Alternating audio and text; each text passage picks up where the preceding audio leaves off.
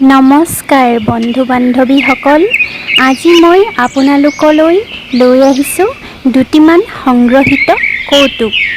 আহকচোন আমি কৌতুককেইটা শুনি চাওঁ। এদিন এখন হোটেলত দুজন মানুহে তেওঁলোকৰ নিজৰ অৰ্ডাৰ অনুসৰি ভাত ৰুটি খাই আছিল। এজন আছিল পাঞ্জাবী আৰু আনজন আছিল অসমীয়া লোক। দুয়োজনে নিজৰ মাজতে মজগুল হৈ নিজে অৰ্ডাৰ কৰি নিজৰ চইচ অনুসৰি নিজৰ পচন্দ অনুসৰি ধুনীয়াকৈ হোটেলত খাই আছে। এনেতে পাঞ্জাবীজনে মাত লগালে, अरे ओ सुनो तो थोड़ा सब्जी लाना। তেনেতে সেই হোটেলত থকা সৰু পোৱালিটোৱে হাতত টিন লৈ চব্জি দিবলৈ তেওঁৰ ওচৰলৈ আহিল। थोड़ा और देना। दे रही हूँ मालिक।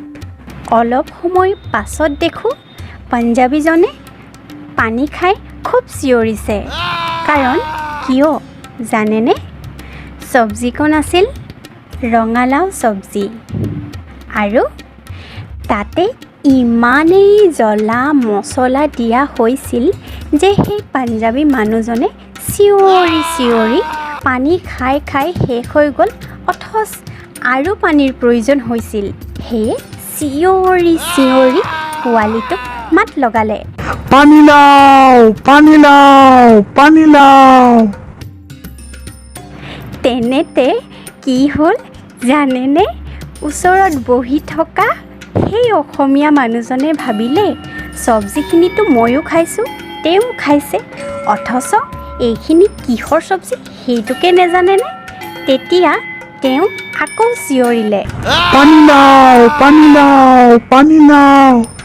হঠাৎ অসমীয়া মানুহজনে আচৰিত হৈ তেওঁলৈ একেৰাহে চাই ক'লে, হেৰি ক'ত কি লাও নাজানেনে আপুনি? কি চব্জি খাই আছে সেইটোও আপুনি নাজানেনে? পানীলাও নহয়, ৰঙালাও ৰঙালাও।